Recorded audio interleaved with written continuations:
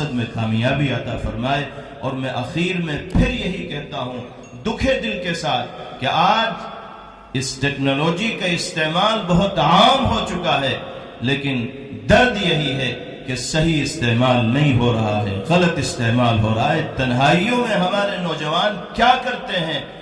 Face بک پر، what's app پر، Twitter پر، اور کیا کیا مناظر وہ دیکھتے ہیں۔ اللہ حفاظت فرمائے۔ جناب رسول اللہ صلی اللہ علیہ وسلم نے ایک روایت میں ارشاد فرمایا کہ قیامت کے دن ایسے لوگوں کو لایا جائے گا جن کی نیکیاں پہاڑوں کے برابر ہوں، لیکن جب اللہ کی بارگاہ میں ان کو پیش کیا جائے گا تو ان کی نیکیوں کو ذرات کی طرح بکھیر دیا جائے گا،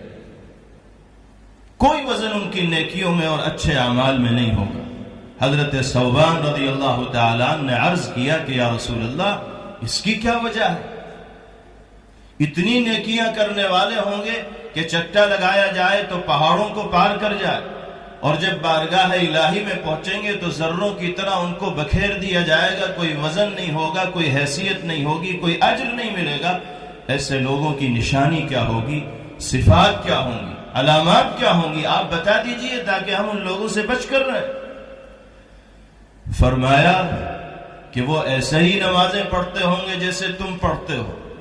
ایسے ہی راتوں میں دیر تک عبادت کرتے ہوں گے جیسے تم کرتے ہو، ایسے ہی ذکر و اذکار بھی کرتے ہوں گے، قرآن کی تلاوت بھی کرتے ہوں گے، لیکن جب وہ تنہائی میں ہوتے ہوں گے تو اللہ کی حدوں کو پار کرنے والے ہوں۔ خوف خدا سے ان کا دل خالی ہوگا، اور جہاں وہ یہ سمجھتے ہوں گے کہ کوئی انسانی نگاہ میرا تعاقب اور پیچھا نہیں کر رہی ہے، وہاں وہ بے غیرتی اور بے شرمی اور بے حیائی کی تمام حدوں کو پار کر جاتے ہوں گے۔ اللہ کے رسول صلی اللہ علیہ وسلم فرماتے ہیں کہ یہ وہ لوگ ہیں کہ جن کی اچھائیوں کا کوئی وزن اللہ کی بارگاہ میں نہیں ہو۔ آج ہم جیسے گنہگاروں کی صورتحال یہی ہے کہ ہم 10 آدمیوں کے بیچ میں اگر ہوتے ہیں تو غلط کام کرتے ہوئے ڈرتے ہیں کہ جھوٹ بولیں گے، گالی دیں گے، گندی چیزوں میں ملوث ہوں گے تو لوگ طعنہ دیں گے کہ میاں ایک اچھے آدمی تم دکھائی دیتے اور پھر جھوٹ بول رہے ہو، شکل و صورت تو تمہاری ایسی لگتی نہیں جیسی زبان تمہاری چل رہی۔ انسانوں کے طعنے سے بچنے کے لیے انسان اپنے آپ کو غلطیوں سے بچانے کی کوشش کرتا ہے، لیکن یہی انسان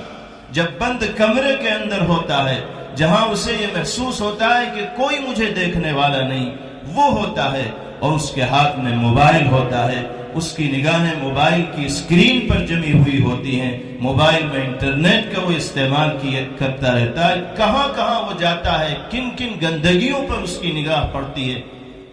تفصیل میں جانے کی ضرورت نہیں۔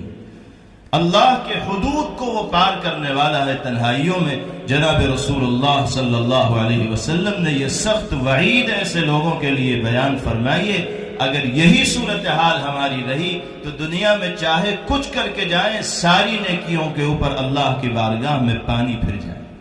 اللہ ہم سب کی حفاظت کرے، خاص طور پر امت کے نوجوانوں کی حفاظت کرے، نوجوان لڑکوں اور لڑکیوں کی حفاظت کرے جو قوم کا قیمتی سرمایہ ہے، قوم کا مستقبل ان کے کاندھوں کے اوپر ہے، قوم کی آنے والے زمانے میں کامیابی کا دار و مدار اللہ نے ان کے کاندھوں کے اوپر رکھا ہے، ان کو قیادت کرنی ہے، راہ دکھانی ہے۔ اگر وہ اپنے آپ کو صحیح راستے پر نہیں لائیں گے تو پھر وہ آنے والے دنوں میں ایک قوم کو صحیح راستے کی طرف لے جانے والے نہیں بن پائیں۔ یہ کوشش اسی بدلاؤ کو لانے کی ہے، یہ کوشش معاشرے میں اسی انقلاب اور تبدیلی کو پیدا کرنے کی ہے۔ اللہ رب العزت والجلال اس کوشش کو بارآور فرمائے، نتیجہ خیز فرمائے، اور سماج میں پنپنے والی ان برائیوں کو اللہ رب العزت والجلال جڑ سے ختم فرمائے، ایک صالح، پاکیزہ، نورانی، ایمانی اور روحانی معاشرے میں اللہ ہم سب کو زندگی گزارنے والا بنائے۔ وآخر دعوانا